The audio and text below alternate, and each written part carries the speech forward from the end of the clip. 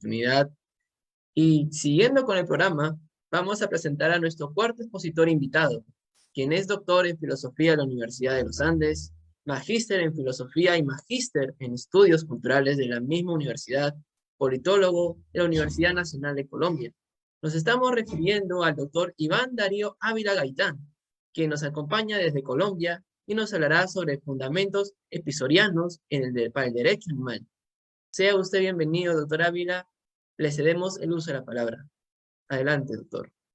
Muchísimas gracias, José Daniel. Buenas tardes para todos y todos. Un saludo especial también para Lorena, para Vicky, para Javier y para Oscar. Bueno, comienzo porque tenemos poco tiempo para las intervenciones.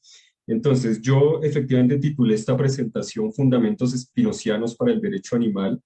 Y la primera pregunta que puede surgir es, pues, ¿por qué hablar de un filósofo del siglo XVII como Spinoza para trabajar un tema de los siglos XX y XXI, como el tema del derecho animal, el problema del derecho animal? Pues bien, quisiera empezar justificando un poco pues el traer a colación a este filósofo del siglo XVII. Entonces, en primer lugar hay que decir que durante los siglos XV, XVI, XVII aparece un problema que es el problema de la constitución de la modernidad política, y en el marco de la constitución de la modernidad política aparece a su vez el problema de la construcción de la comunidad política. Como ya se sabe, el triunfo de la forma política, la forma política que ha triunfado históricamente ha sido la forma Estado, el Estado-Nación, ¿no? El conocido Estado-Nación moderno, que se relaciona con una serie de autores clásicos, con autores como Baudin, como Hobbes, como Weber, entre otros. Y por supuesto, en el contexto de esa forma política que fue la que triunfó, la comunidad política está restringida a los seres humanos, y no solo está restringida a los seres humanos, sino que también ha triunfado un cierto concepto de soberanía, una cierta definición de soberanía, en donde el poder de la comunidad es ejercido de manera ante todo representacional. En un primer momento el monarca absoluto condensaba el poder general del pueblo, y posteriormente con la constitución de los estados-nación modernos en sentido estricto, pues ese poder del pueblo, que inicialmente estaba restringido no solo a los seres humanos, sino además a ciertos seres humanos, pues es ejercido representacionalmente por una serie de instancias y autoridades políticas. Bueno, para los siglos XX y XXI acontece algo que es de vital importancia en esta presentación, que es la crisis precisamente de la modernidad política, que a su vez significa o implica una crisis de la comunidad política que triunfó, es decir, atendemos a la crisis de la forma Estado, del Estado-Nación moderno. Y aquí es donde yo veo una oportunidad grandísima, que es una oportunidad para redefinir lo que significa el cuerpo político, el sentido de lo que es la comunidad política o el cuerpo político, pero también los derechos fundamentales y los derechos de ciudadanía. Y por eso importa tanto volver a Spinoza, porque Spinoza tiene unos aportes que, si bien se pertenecen o se corresponden más bien a las lógicas del siglo XVII, además estamos hablando de un filósofo europeo, no holandés. Ahorita, como estamos nuevamente en un momento de crisis en donde se abre la posibilidad de reconfigurar la comunidad política o el cuerpo político, pues vuelve a ser importante el aporte de filósofos como Spinoza, pero no solo Spinoza, también tenemos, por ejemplo, nombres como el de Althusius, entre muchos otros, pero para mí Spinoza es uno de los más relevantes. Entonces, ¿cómo entendía Spinoza en su momento esta cuestión del cuerpo político? Para hablar de esto tengo que hacer alusión rápidamente a lo que Spinoza entiende por el cuerpo en general. Para Spinoza el cuerpo de cualquier ente puede ser, o sea, no solo el cuerpo político, el cuerpo de un ser humano, el cuerpo de un perro, de un gato, el cuerpo de un vegetal, cualquier cuerpo, el cuerpo de cualquier ente, es a su vez un compuesto de cuerpos que puede al mismo tiempo constituir cuerpos mayores, y así al infinito. Y las relaciones de esos cuerpos son relaciones que implican potenciamiento vital o despotenciamiento vital. Entonces, bajo esa idea del cuerpo en general, Spinoza piensa que el objetivo de constituir un cuerpo político es precisamente la articulación de una serie de cuerpos que permitan que posibiliten el potenciamiento vital. Ese es el objetivo fundamental de la constitución de un cuerpo político. Entonces, ¿qué es un cuerpo político para Spinoza? El cuerpo político para Spinoza es una relación de composición de otros cuerpos que tienen como finalidad el potenciamiento vital de los cuerpos implicados. Esa es básicamente la definición de cuerpo político que hay en Spinoza.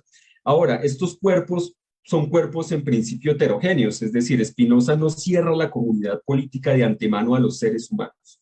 Claro, en su momento se dedica a los seres humanos y excluye no solo a los animales, también excluye a las mujeres, excluye a otros sujetos, pero las razones de esa exclusión en la obra de Spinoza no son razones, como diríamos al día de hoy, esencialistas. Es decir, la comunidad política a priori no es una comunidad humana, como lo sería, por ejemplo, en Aristóteles. En Aristóteles solo los seres humanos pueden hacer parte de la comunidad política porque los seres humanos tienen lenguaje y además pueden deliberar, pueden dar discusiones racionales, pueden dar discusiones sobre lo justo y lo injusto, si ir o no a la guerra, etcétera, etcétera. Y en ese sentido, pues solo los seres racionales y los seres con lenguaje en Aristóteles configuran en sentido estricto comunidades políticas. Entonces, el criterio es un criterio que se basa es un criterio esencialista, ¿no? Es decir, la comunidad política está cerrada de antemano solo a los seres humanos y además en el caso de Aristóteles también a ciertos seres humanos. En el caso de Spinoza, no. En el caso de Spinoza, la comunidad política tiene que ver con la posibilidad de que los diferentes cuerpos en juego establezcan relaciones de composición que aumenten su potencia vital. Entonces, de antemano, no hay un cierre de la comunidad política.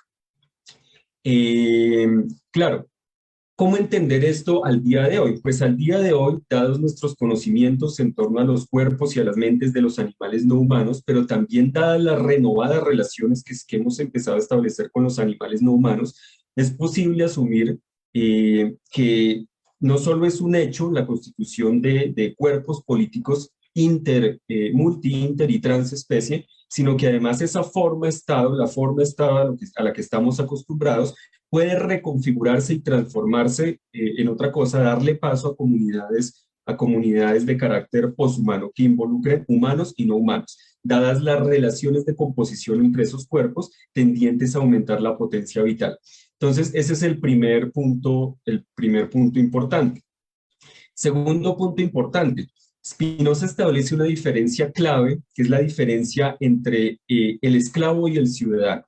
El esclavo y el ciudadano, la condición de esclavo y la condición de ciudadanía.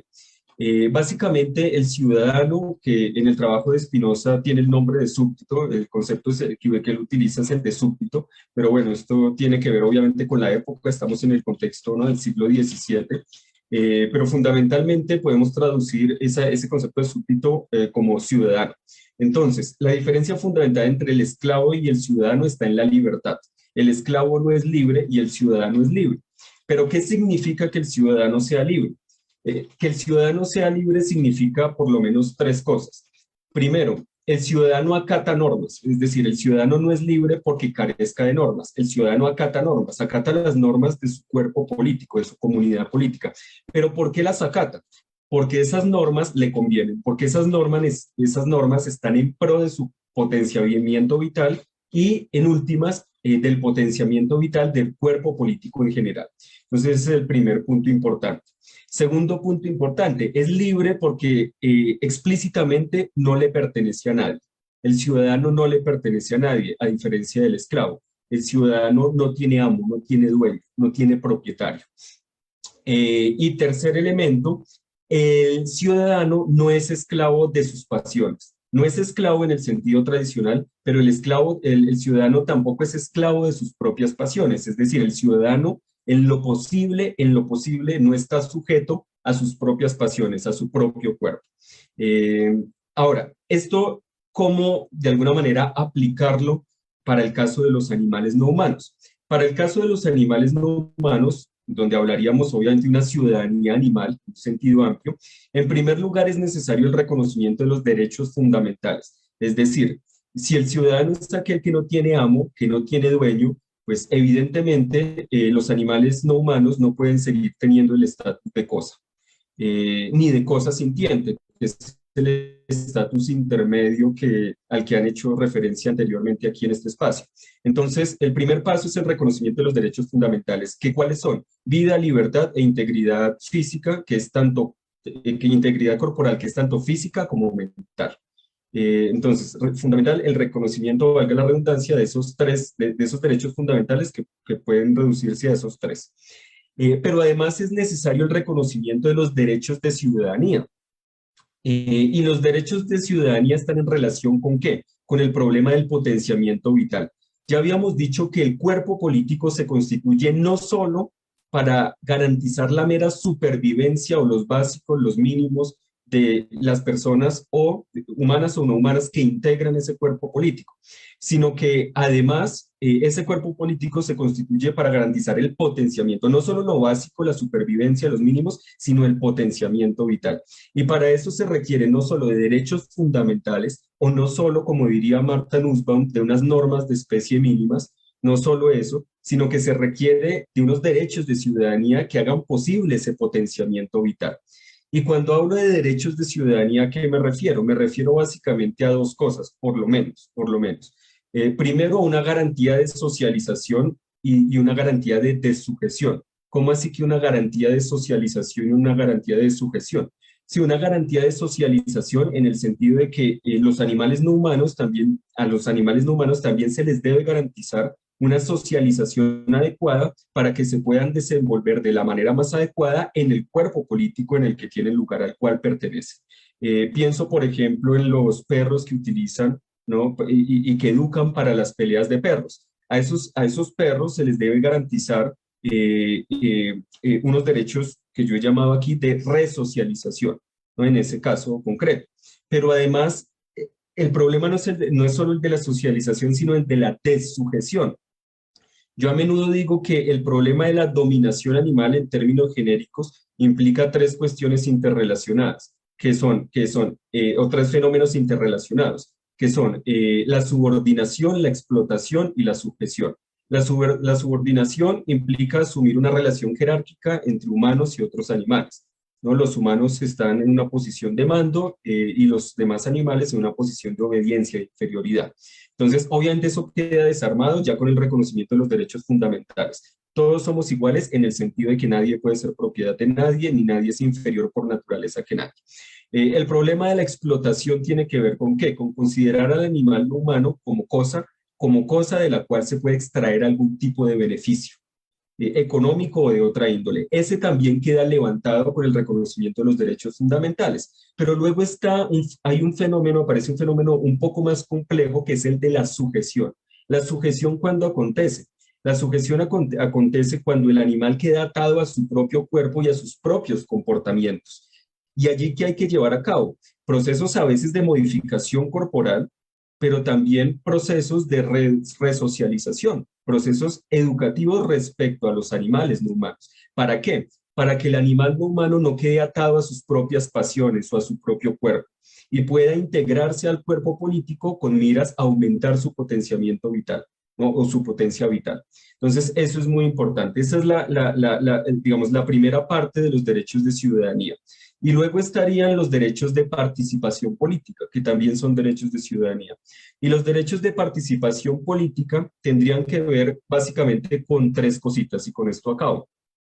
Los derechos de participación política tendrían que ver con el reconocimiento de la performatividad del derecho y de la participación como tal, es decir, los animales no humanos ya ejercen sus derechos ocupando espacios, habitando espacios, expresándose al modo en el que se pueden expresar. Ya allí están ejerciendo performativamente un derecho, pero a su vez están también participando. Entonces hay que afinar de alguna manera nuestra atención respecto a esa dimensión del ejercicio de los derechos, que no es una dimensión formal, pero es una dimensión importantísima para el caso de los animales no humanos, y que luego puede redundar, por supuesto, en cambios a nivel formal, transformaciones ya a nivel formal, si se quiere.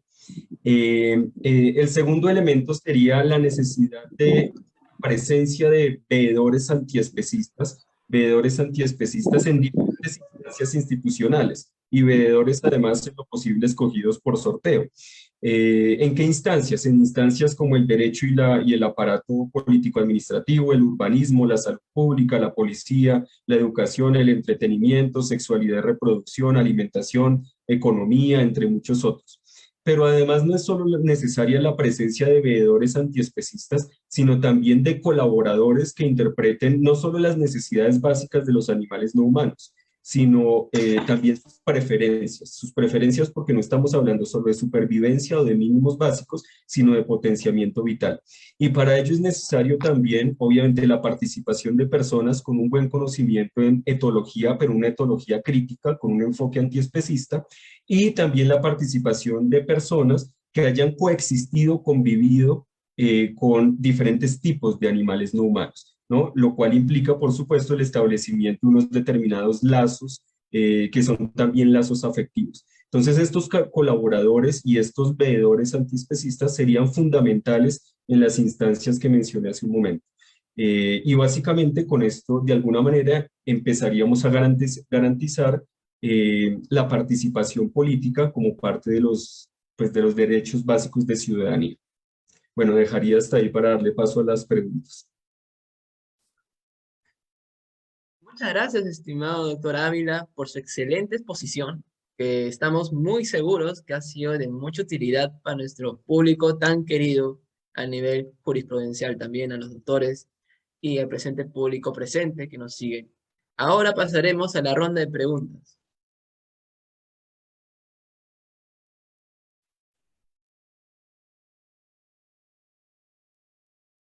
Doctor Ávila, yo tengo una pregunta. ¿Qué ley ampara los derechos de los animales en la legislación de Colombia y estamos concretos con los derechos de los animales en la Declaración Universal de los Derechos del Animal que dice la UNESCO? ¿Nos pueden aclarar todo el panorama a los jurisconsultos que estamos oficiando?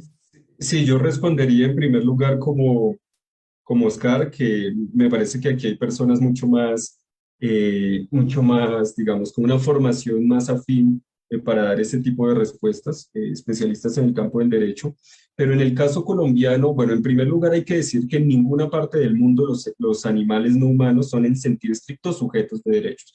¿Por qué? Porque para ser en sentido estricto sujeto de derechos se tiene que tener derechos fundamentales, que son vida, libertad e integridad corporal, incluyendo la integridad física y la mental.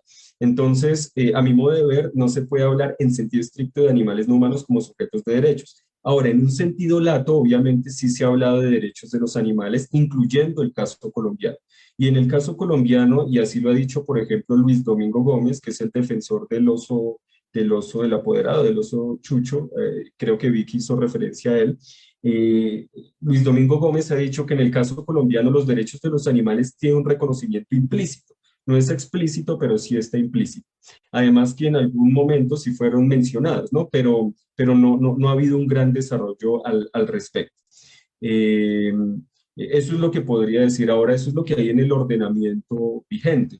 Y yo de lo que estoy hablando, a lo que estoy haciendo alusión aquí, es a, de alguna manera, subsumir el problema del derecho, incluyendo obviamente los derechos fundamentales y los políticos, en el problema político, de la constitución como tal, de la comunidad política, del cuerpo político, que creo que esa es una discusión importante, que es una discusión que a menudo es obliterada o soslayada, que bueno, la han abierto de manera fuerte Donaldson y Kimbika, pero que creo que merece muchísimo más desarrollo y problematización y discusión.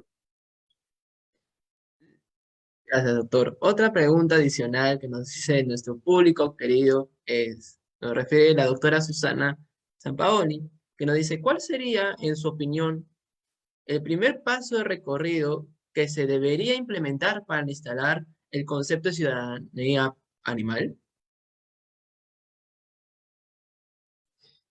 A mí me parece, hay quienes dicen, bueno, esto depende de la perspectiva que uno maneje. Yo retomo, por ejemplo, elementos de la perspectiva abolicionista en el campo del derecho, pero no, digamos, no estoy de acuerdo en bloque con todo lo que surge de esta perspectiva. Y yo creo que sí se pueden ir dando, pues, hay quienes dicen que es necesario primero el reconocimiento, pujar por el reconocimiento de los derechos fundamentales para que luego se pueda hablar de cualquier otro tipo de derechos, como los derechos de ciudadanía a los cuales aquí hice alusión. Yo creo que no, que se puede ir trabajando paralelamente, aunque suene paradójico o aunque sea paradójico, en efecto, en muchos sentidos, se puede ir avanzando en ambos frentes.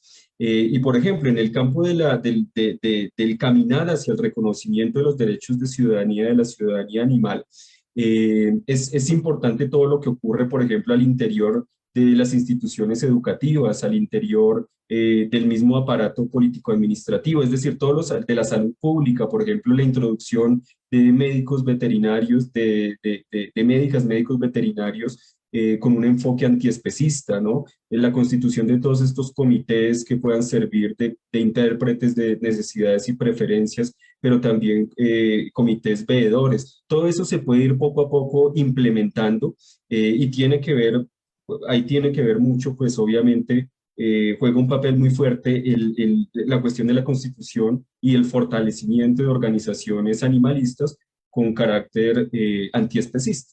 Entonces yo creo que se puede ir caminando en ese sentido para que luego sí se pueda formalizar algo como la cuestión de los derechos de ciudadanía. Muchas gracias, estimada doctora Ávila, por responder las interrogantes de nuestros queridos participantes. ¿Y le gustaría brindar algunas conclusiones respecto a su ponencia? No, Vicky está pidiendo la palabra, entonces creo que le cedería ese espacio a ella. Claro, doctora Vicky, lo escuchamos atentamente. Una sola cosita, pero es por un tema. Yo la verdad era por un tema muy, voy a bajar la mano, por un tema muy simple. La Declaración de Derechos de los Animales que hablan de la UNESCO, de la ONU, es cierto que hubo un grupo de activistas que se juntaron en la UNESCO, en la ONU, y declararon, pero esta declaración no fue ratificada por ningún país. Esto no le quita el valor doctrinal, pero sí le quita el valor jurisprudencial o de convención, ¿no? O de declaración, como pudimos hablar de Toulon, de Curitiba, etcétera, etcétera. Yo esto lo digo porque aparte les quiero decir algo, hay que modificarla porque es terriblemente especista. Eso también es mi opinión sobre esa declaración, ¿no? Tiene cosas muy piolas, pero es muy especista. Entonces, yo lo que solamente quiero aportar es para que no se funden ni sentencias, ni declaraciones, ni nada sobre esa declaración, que a diferencia de Cambridge, que pudo haber sido después de una reunión, eh, Cambridge sí tiene un sustento porque quienes hablaron, por más que no se juntaron específicamente en Cambridge para eso, sino que después se juntaron estos 13 neurocientíficos, neurobiólogos, ¿no? Estos sí hablan desde la ciencia. Entonces, creo que son dos cosas distintas y me parece importante para que dejemos de nombrar la Declaración de los Derechos de los Animales como sustento y tenemos 100.000 declaraciones más, Toulon, Curitiba, etcétera, etcétera, y es más, muchísimos doctrinarios, desde Iván, Oscar, y todos los que ellos han nombrado, como para poder fundarnos, porque si hay algo que nos ha dado fundamento y nos da los sustentos para poder sostener en el derecho, ha sido la ética animal y la filosofía. Esto es lo que tenemos que tener en claro, ¿no? Eso es lo que quería aclarar, más que todo para que se queden para que quedasen claro eso que la gente te dice. Y una cosa más que leí que me llamó la atención es ¿qué hace que un sujeto moral pase a ser sujeto de derecho? El Congreso, gente, las leyes. A ver, la declaración de sujeto de derecho es una declaración justamente legal. Y por supuesto que se cumpla. Porque de qué sirve decirle que le doy vida a esto y a esto si después no le cumplo. Los techos de cristales existen y las mujeres lo conocemos bien. Muchísimas gracias y perdón, Iván, por la intromisión. No, no se preocupe, doctora. Acá los queridos estudiantes de Derecho, los consultos, estamos muy agradecidos con cada uno de los doctores por darnos esta ponencia magistral. Y muchas gracias, doctora Ávila, por sus conclusiones. Le agradecemos por su participación en esta presente conferencia. Mil gracias, la verdad, gracias.